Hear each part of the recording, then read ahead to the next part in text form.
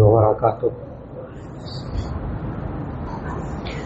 نحمده ونصلي على رسوله الكريم أما بعد فأعوذ بالله من الشيطان الرجيم بسم الله الرحمن الرحيم وإن يونس لمن المرسلين إذ أبق إلى الفلك المشحون فساهم فالتقمه الحوت وهو مليم فلولا إن كان من المسبحين للبث في بطنه إلى يوم يبعثون صدق الله العظيم۔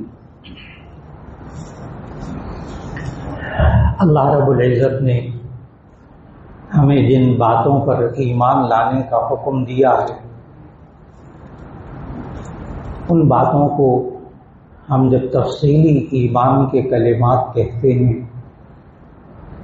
تو اس میں یہ الفاظ کہتے ہیں کہ آمنت باللہ وملائکتہ وکتبہ ورسلہ والیوم الآخر والقدر خیرہ وشرہ من اللہ تعالی والبعث بعد الموت،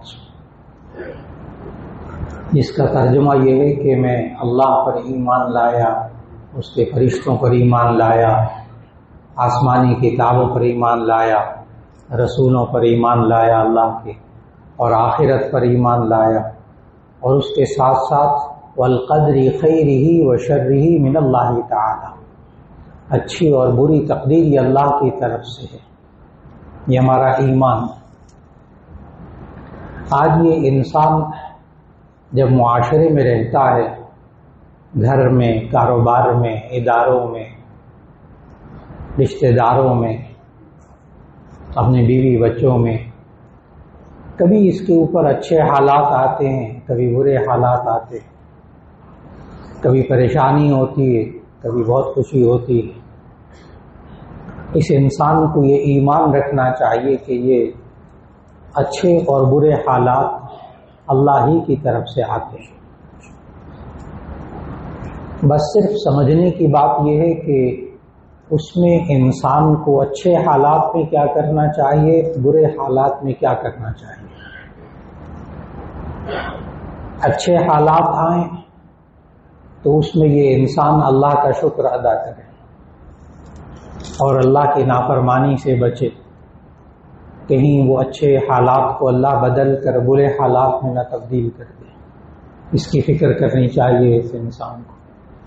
اس لیے کہ انسان پر جب خوشی کے لمحات آتے ہیں، حالات اچھے ہوتے ہیں، پیسہ ہوتا ہے، کاروبار اچھا چل رہا ہوتا ہے، پھر اس انسان کے منہ سے کلمات نکلتے ہیں کہ یہ سب میں نے محنت کی ہے، میں نے ڈگریاں حاصل کی تھی، میں نے دن رات ایک کر دیا، میں نے اپنی جوانی لگا دی، پھر مجھے یہ سب کچھ ملا ہے، ایسے ہی تو نہیں ملا۔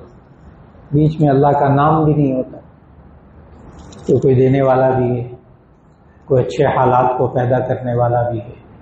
تو اس وقت بھی اچھے حالات میں بھی انسان کو چاہیے کہ وہ اللہ کو یاد رکھے، اللہ کے احکامات کو پورا کرے، ان حالات میں بھی، اچھے حالات میں بھی اللہ کی نافرمانی نہ کرے۔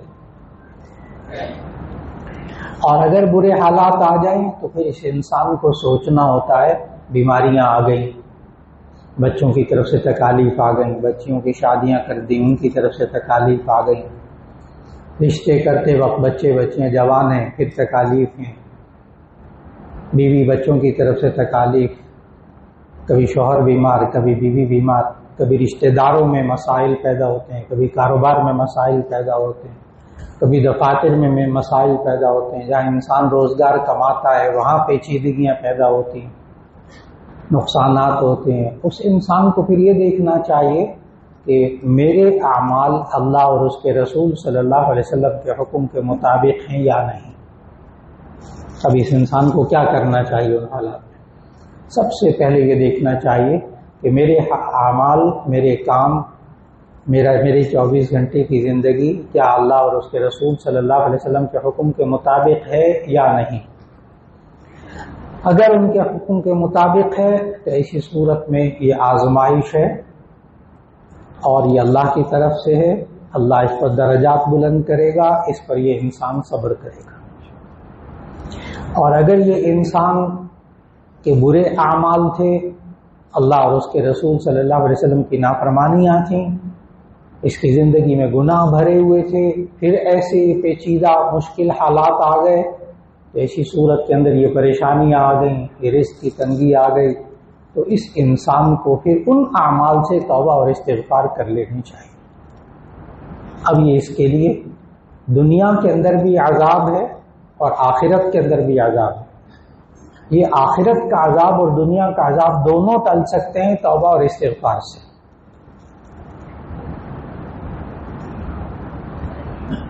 اور اگر انسان زندگی میں یہ سوچنے لگے کہ میں نمازیں بھی پڑھتا ہوں، روزے بھی رکھتا ہوں، زکوٰۃ بھی دیتا ہوں، حج عمرے بھی کرتا ہوں، اتنا صدقہ اور خیرات بھی کرتا ہوں، اتنے لوگوں کے کام بھی آتا ہوں، پھر مجھ پر تکالیف کیوں آتی ہیں؟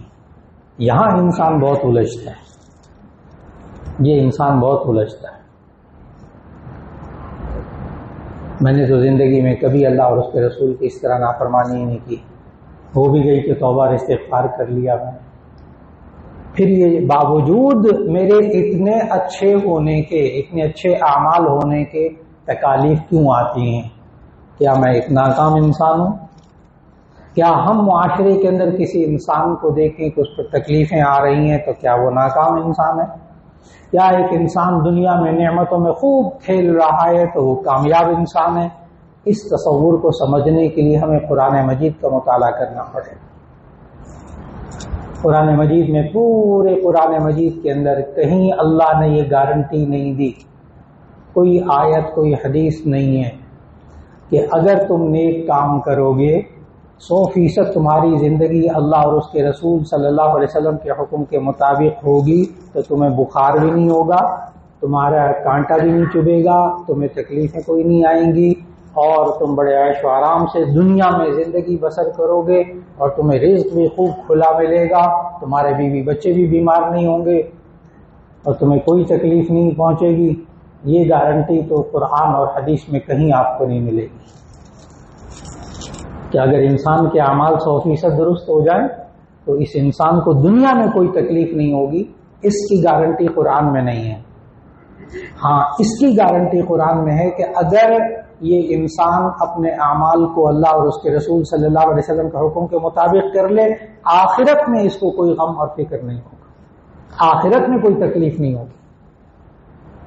اور اس کی بہت بڑی مثال جس سے انسان کا ذہن کھلتا ہے، اس لیے کہ کبھی کبھی نہ انسان کا ذہن مشکلات میں، پریشانیوں میں بے تحاشا جکڑ جاتا ہے نا، تو پھر یہ انسان اللہ سے بس اوقات اور دور ہو جاتا ہے جب اس کی تربیت نہ ہو تو۔ اگر یہ قرآن حکیم نہ پڑھتا ہو، مطالعہ نہ کرتا ہو، نبی صلی اللہ علیہ وسلم کی زندگی میں نہ دیکھتا ہو، تو پھر ایسی صورت کے اندر یہ انسان اور نافرمان ہو جاتا ہے ان حالات میں آ کر۔ جو بات عرض کی اس کو بڑے غور سے سمجھنا ہے کہ اگر ایسا ہوتا کہ نمازیں پڑھنے سے، روزے رکھنے سے، نیک اعمال کرنے سے اور اپنی زندگی کو 100% خلق خدا کی خدمت میں لگا دینے کے باوجود اگر کوئی ایسی گارنٹی ہوتی کہ جی اس انسان کو دنیا میں کوئی دکھ نہ پہنچے گا، تو ایسی صورت میں نبی کریم صلی اللہ علیہ وسلم سے زیادہ کوئی نیک نہیں، اللہ کے محبوب ترین بندے، تمام انبیاء میں سب سے زیادہ افضل، ان کے سامنے ان کی بیوی کا بھی انتقال ہوتا ہے، حضرت خدیجہ رضی اللہ عنہ، ان کے سامنے ان کے دادا کا بھی انتقال ہوتا ہے، ان کے چچا کا بھی انتقال ہوتا ہے، بچپن میں پیدا ہونے سے پہلے والد کا بھی انتقال ہو جاتا ہے، اور پھر بیٹے ہوتے ہیں عبداللہ، طاہر، قاسم، ابراہیم کا تو انتقال نبی صلی اللہ علیہ وسلم کی گود میں ہوا ہے، آخری سانسیں نبی صلی اللہ علیہ وسلم کی گود میں اکھڑی۔ تو اگر نبی پر کوئی تکلیف نہیں آنی تھی نا، اس وجہ سے کہ نبی نیک ہوتا ہے، تو پھر نبی کے اوپر یہ سارے مسائل نہیں آنے چاہیے تھے، پھر نبی صلی اللہ علیہ وسلم کو بخار بھی نہیں ہونا چاہیے تھا، پھر نبی صلی اللہ علیہ وسلم کے سر میں درد بھی نہیں ہونا چاہیے تھا، پھر نبی صلی اللہ علیہ وسلم کے غزوے کے اندر دندان مبارک، دانت مبارک شہید بھی نہیں ہونے چاہیے تھے، پھر طائف کے میدان میں لوگوں کا پتھر مارنا، اس علاقے کے لوگوں کا پتھر مارنا اور جوتے مبارک خون سے لہو لہان ہونا، یہ اللہ کے نبی کے ساتھ نہ ہوتا۔ ابھی میں نے بہت مختصر سی باتیں بتائی ہیں سیرت طیبہ میں سے، صرف اشارے کیے ہیں، آپ حضرات کے ذہنوں میں ساری تفصیلات موجود ہیں کہ نبی صلی اللہ علیہ وسلم کو زندگی میں کتنی تکالیف آئیں۔ اب سوال یہ ہے کہ ہم کیسے معلوم کریں کہ کامیاب انسان کون ہے، اس کی زندگی کامیاب کیسے ہے، ہمیں کیسے معلوم؟ تو اس کا جواب ذہن میں رکھنا چاہیے۔ بہت بڑی غلط فہمی ہے کہ اگر کوئی انسان پریشانیوں میں ہے، دکھوں میں ہے، ساری زندگی اس کی پریشانیوں میں گزری، بیوی ملی تو وہ ایسی بیمار، یا بیوی کہتی ہے شوہر ملا تو وہ بیمار، ساری زندگی اس کے دکھ سہتے رہا، اور یا جو ہے بچے ملے تو ان کی طرف سے دکھ، کاروبار کبھی صحیح ہوا ہی نہیں، اور پتہ نہیں کیا کیا تکلیفیں، ہر ایک پورے خاندان والے نے اسی کو ستایا، لیکن اس کی زندگی اللہ اور اس کے رسول صلی اللہ علیہ وسلم کے حکم کے مطابق رہی، یہ انسان دنیا میں کامیاب زندگی گزار کر گیا ہے۔ یہ انسان دنیا میں کامیاب زندگی گزار کے گیا اللہ کے نزدیک۔ ایک تو میں نے عرض کیا کہ اگر انسان پر کاروبار کے حالات، گھریلو حالات، بچوں کے حالات، دفتروں کے حالات اگر مشکل ہو جائیں معاشرے میں رہتے ہوئے، تو اس انسان کو کیا کرنا چاہیے؟ یہ اللہ نے ہمیں انبیاء علیہ السلام کے اوپر حالات لا کر سمجھایا، عام بندوں پر بھی نہیں، اپنے انبیاء پر حالات لا کر سمجھایا کہ انہوں نے میرے حکم یعنی اللہ کے حکم کے مطابق کیا کیا۔ حضرت ابراہیم علیہ السلام پر کیا کیا حالات آئے، اور صرف اس وجہ سے کہ اللہ کے دین کی طرف بلایا، شرک سے روکا، بت پرستی سے روکا، تو ایک وقت ایسا آتا ہے کہ جو اس وقت کا جو بادشاہ ہوتا ہے نمرود، بڑا طاقتور بادشاہ اس وقت کا، اس نے اپنے بندوں سے کہا کہ آگ جلاؤ، کئی ہفتے آگ جلائی گئی، اور اس میں حضرت ابراہیم علیہ السلام کو اس جرم کی بنا پر کہ اللہ کے دین کی طرف بلاتے تھے اور شرک سے روکتے تھے، کپڑے اتار کر، حدیث میں صحیح بخاری کی حدیث ہے کہ کپڑے اتار کر حضرت ابراہیم علیہ السلام کے آگ کے اندر ڈال دیا۔ بخاری شریف کی حدیث ہے کہ اول من کسی یوم القیامت ابراہیم، اب کما قال علیہ الصلوۃ والسلام، کہ نبی صلی اللہ علیہ وسلم نے فرمایا کہ قیامت کے دن جب سب لوگ دوبارہ اٹھائے جائیں گے، زندہ کیے جائیں گے نا، تو ظاہر ہے سب بے لباس ہوں گے، تو سب سے پہلے جس کو لباس پہنایا جائے گا وہ ابراہیم علیہ السلام ہوں گے، بخاری شریف کی حدیث۔ وہاں محدثین نے یہ بات لکھی ہے، اس کی وجہ کیا ہے کہ سب سے پہلے حضرت ابراہیم علیہ السلام کو کیوں لباس پہنایا جائے گا؟ اس لیے کہ اللہ کے دین کی خاطر ان کا لباس اتارا گیا تھا۔ آج ان کا اعزاز یہ ہے کہ پوری خلق خدا کے سامنے ان کے سب سے پہلے ان کو لباس پہنایا جائے گا، اور پھر جب ڈالا گیا آگ کے اندر، وہ وقت کا بادشاہ طاقت سے کیا کرے، ڈال دیا آگ میں۔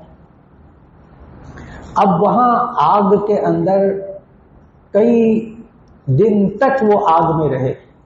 اللہ چاہتا تو جیسے آج کل بادل آتے ہیں، بارش ہوتی ہے، ماشاءاللہ اتنا اچھا موسم ہو جاتا ہے، اللہ چاہتا تو بارش ہوتی، بادل آتے، آگ بجھ جاتی، چاہے جتنی مرضی آگ ہوتی۔ اس لیے کبھی آپ نے اللہ تعالیٰ محفوظ رکھے جو پچھلی دفعہ وہ کوہ سلیمان پہ، حالانکہ بالکل بے آباد قسم کے پہاڑی علاقہ ہے کوہ سلیمان، چونسا وغیرہ، ڈیرہ غازی خان سے آگے، وہاں پر اتنی بارشوں کی 15 دن لگاتار بارشیں ہوئی، پھر وہاں سے جب سیلاب آیا ہے نا تو وہ گھر اور کھجور کے درخت اور فلاں سب کو بہا کر لے گئے۔ تو اگر اللہ چاہتا تو بارش لاتا 10-15 دن اور وہ جناب ساری آگ، بادشاہ کی آگ لگائی ہوتی، بجھ جاتی۔ لیکن اگر بارش آتی، آگ بجھ جاتی تو ابراہیم کا معجزہ تو نہ ہوتا، ابراہیم کے لیے تو کوئی معجزہ نہ ہوتا۔ چنانچہ اللہ تعالیٰ نے قرآن مجید میں الفاظ ہیں کہ اس آگ کو کیا کہا۔ اب دیکھیے آگ کا خالق اللہ ہے، آگ کا خالق اللہ ہے، لگائی تو اس بادشاہ نے تھی، طاقت تھی۔ تو آگ میں ڈالنے کے بعد اللہ نے کیا کہا آگ کو، اور ابراہیم کو کیا کہا؟ ابراہیم علیہ السلام کو کہا آگ کے اندر کہ تم یہ پڑھو حسبی اللہ، یہ الفاظ ہیں بخاری شریف کے، حضرت ابراہیم علیہ السلام کو جب آگ میں ڈالا گیا تو اللہ نے حضرت ابراہیم علیہ السلام کو یہ والے کلمات سکھائے. اب اس سے ہمیں سمجھنا ہے کہ اگر ہم پر مشکلات آ جائیں تو ہمیں کیا کرنا چاہیے. ہمیں وہی کلمات کہنے چاہیے جو ابراہیم علیہ السلام نے کہے. اور یہ پورے کلمات سورہ توبہ کی آخری آیت، سورہ توبہ کی آخری آیت. فقل حسبی اللہ، بس آپ کہیے حسبی اللہ لا الہ الا ہو علیہ توکلت وہو رب العرش العظیم. مصائب میں، مشکلات میں اللہ تعالیٰ نے خود کلمات سکھائے ہیں، اپنے نبی کو کلمات سکھائے. جب وقت کے بادشاہ نے آگ میں ڈال دیا، کوئی چانس نہیں تھا بچنے بظاہر اسباب کی دنیا میں. اس کلمات کیا سکھائے، ترجمہ کیا ہے، ترجمہ ذرا غور سے. حسبی اللہ، اللہ ہی میرے لیے کافی ہے. لا الہ الا ہو، اس کے علاوہ کوئی خدا نہیں، اس کے علاوہ کوئی خدا نہیں. علیہ توکلت، میں نے اسی پر بھروسہ کیا. وہو رب العرش العظیم، اور وہ عرش عظیم کا مالک ہے. یہ کلمات پڑھنے کو کہے حسبی اللہ، اللہ ہی میرے لیے کافی ہے. اور ادھر آگ کو کیا کہا اللہ نے، الفاظ قرآن مجید میں سورہ صافات کے اندر، قلنا یا نار کونی بردم و سلاما علی ابراہیم، اے آگ تو ٹھنڈک والی ہو جا، و سلامن، اور سلامتی والی ہو جا، علی ابراہیم، ابراہیم علیہ السلام. آگ کا کام ہے جلانا، حرارت، گرمی پیدا کرنا. اس کو کہا بردن، تو ٹھنڈک والی ہو جا، جلتی رہے. ہماری روایات میں لکھا ہے کہ آگ جلتی رہی، آگ نہیں بن بجھی. اس کو کہا کونی بردن، تو ٹھنڈک والی ہو جا. تیرا کام ہے حرارت پہنچانا، نہ گرمی پہنچانا. نہیں، اب تو ٹھنڈی آگ بن جا. عجیب بات ہے، آپ حضرات تو آج کل اس ٹھنڈی آگ سے علاج کرتے ہیں، آپریشن کرتے ہیں.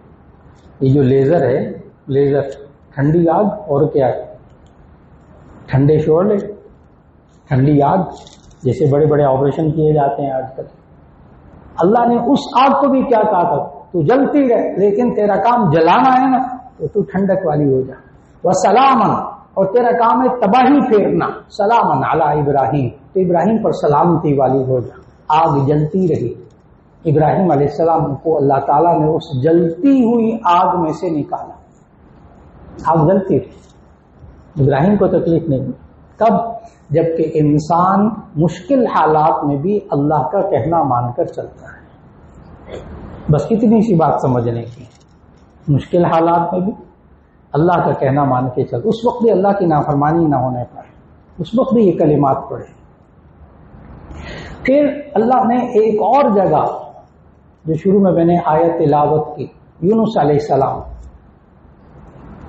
وَإِنَّ يُونُسَ لَمِنَ الْمُرْسَلِينَ إِذْ أَبَقَ إِلَى الْفُلْكِ الْمَشْحُونِ فَسَاهَمَ فَكَانَ مِنَ الْمُدْحَضِينَ فَالْتَقَمَهُ الْحُوتُ وَهُوَ مُلِيمٌ. یونس علیہ السلام پر حالات آئے، قوم کو کہا، سمجھایا، نہیں مانی قوم تو قوم سے ناراض ہو کر چلے گئے. اذ ابق الى الفلك المشحون وظنون اذ ذهب مغاضبا، ظنون مچھلی والا، وظنون اذ ذهب مغاضبا فظن ان لن نقدر عليه فنادى في الظلمات ان لا اله الا انت سبحانك اني كنت من الظالمين. یونس علیہ السلام کے لیے حالات پیدا کرنے والا بھی اللہ. یہ ہمارا ایمان ہونا چاہیے کہ حالات پیدا کرنے والا اللہ. ہم نے یہ دیکھنا ہے کہ یہ ہماری وجہ سے پیدا ہوئے ہیں یا اللہ کی طرف سے. حالات پیدا کرنے والا اللہ. اگر ہمارے اعمال کی کوتاہی ہے، ہمیں توبہ اور استغفار کی طرف آنا پڑے گا. اگر ہمارے اعمال کی کوتاہی نہیں ہے تو پھر ان حالات میں کیا کرنا چاہیے جو ابراہیم نے کیا، جو یونس علیہ السلام نے کیا. یونس علیہ السلام مچھلی کے پیٹ میں گئے. مچھلی کا خالق بھی اللہ، پانی کا خالق بھی اللہ، اور یونس کا خالق بھی اللہ. اللہ روک دیتا مچھلی کو نہ نگل، اس کی مجال ہے کہ وہ نکلے. نافرمانی صرف دو ہی قومیں ہیں، دو ہی مخلوق ہیں، ایک انسان اور ایک جنات، جو اللہ کی بات نہ مانے اللہ نے اختیار دیا ہوا ہے. باقی یہ مچھلیاں، یہ پہاڑ، یہ بادل، یہ بارش، یہ پانی، یہ اللہ کا حکم نہیں ٹالتے. یہ اللہ کے حکم کی نافرمانی کر سکتے ہی نہیں، ان کے اندر نافرمانی کا مادہ ہی نہیں. اللہ چاہتا وہ مچھلی نگلتی نہ، لیکن اللہ نے ہمیں حالات سکھانے تھے نا۔ اگر اللہ سارے انبیاء کو اچھے حالات میں رکھتا، خیر کے حالات میں، اور کبھی جناب ان کو تکلیف ہی نہ آتی، کچھ نہ ہوتا، تو ہم پر اگر تکلیف آتی تو ہم کہتے جی وہ انبیاء تھے جی، اللہ کے محبوب بندے تھے، ان پر تو تکلیفیں آئی نہیں، ہم ہی رہ گئے پسنے کے لیے۔ جی نہیں، اللہ نے حالات پیدا کر کے دکھائے انبیاء پر۔ اب وہ مچھلی کے پیٹ میں جاتے ہیں، اچھا مچھلی کے پیٹ میں جا کر نا وہاں کہتے کیا ہیں وہ بھی اللہ نے سکھایا۔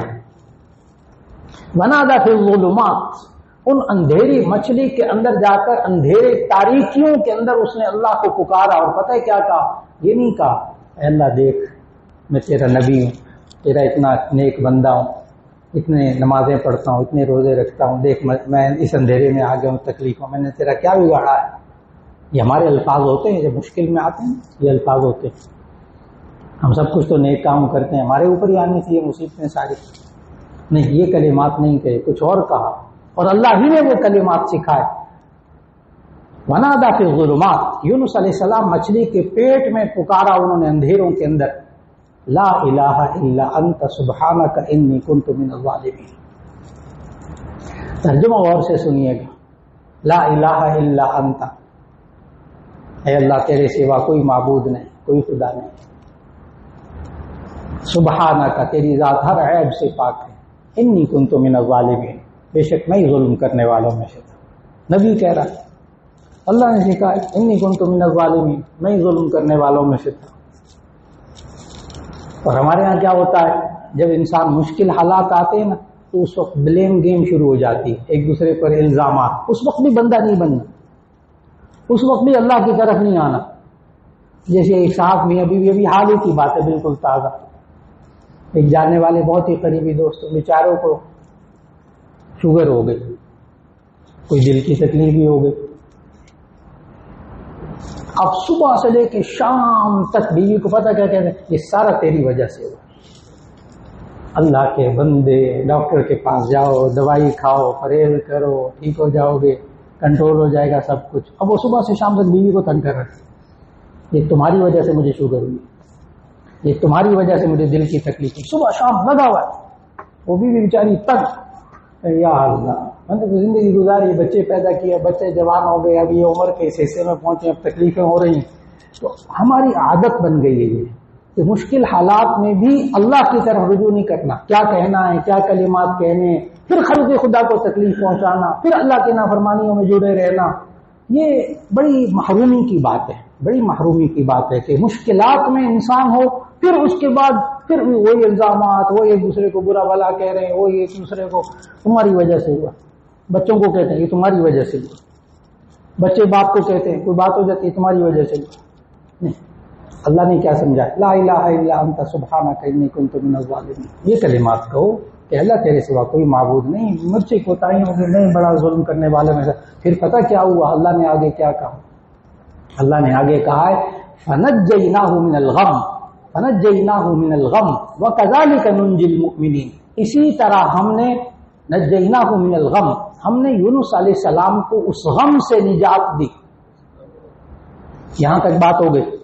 اگلا جملہ بڑا ہمارے لیے حوصلے والا جملہ ہے، اگلا جملہ آیت کا، فنجیناہ من الغم، ہم نے اس یونس کو مچھلی کے پیٹ میں غم سے نجات دی، وَكَذَلِكَ نُنْجِي الْمُؤْمِنِينَ، اسی طرح ہم ایمان والوں کو بھی نجات دیتے رہیں گے اگر وہ یہ کلمات مشکلات میں پڑھتے رہیں گے۔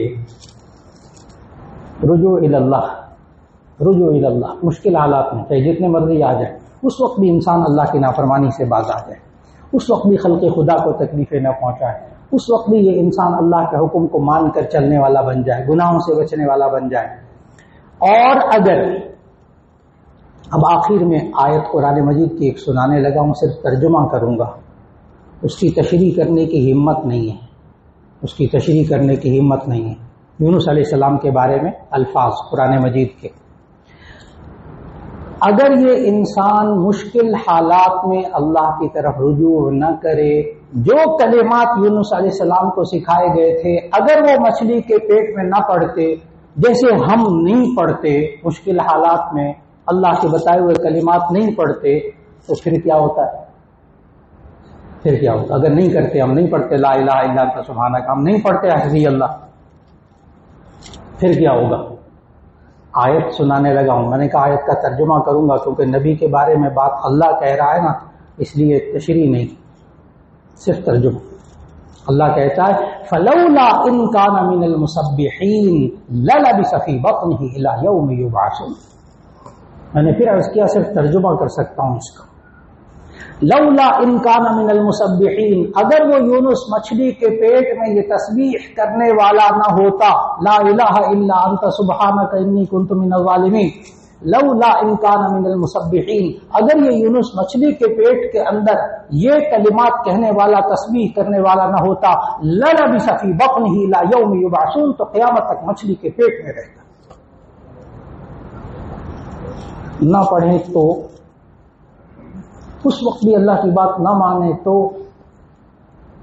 نبی کے بارے میں کہا ہے اللہ نے، میں نے پھر کہا کہ میں بڑا محتاط ہو کر ترجمہ کیا، للبث فی بطنہ الی یوم یبعثون۔ پھر اللہ کہتا ہے پھر انہی حالات میں رہو، اگر اب بھی نہیں آنا نا اللہ کی طرف، انہی حالات میں رہو۔ اللہ رب العزت ہم سب کو مشکلات سے، تکلیفوں سے، مصائب سے محفوظ رکھے، اور اگر آ جائیں تو پھر اللہ کے حکم کے مطابق ہی ہماری زندگی اللہ تعالیٰ ہمیں بنانے کی توفیق دے، اور کثرت سے پڑھیں آیت کریمہ ان مصائب میں، کثرت سے پڑھیں حسبی اللہ، سورہ توبہ کی آخری آیت، حسبی اللہ لا الہ الا هو علیہ توکلت وهو رب العرش العظیم۔ یونس علیہ السلام علیہ کلمات، لا الہ الا انت سبحانک انی کنت من الظالمین۔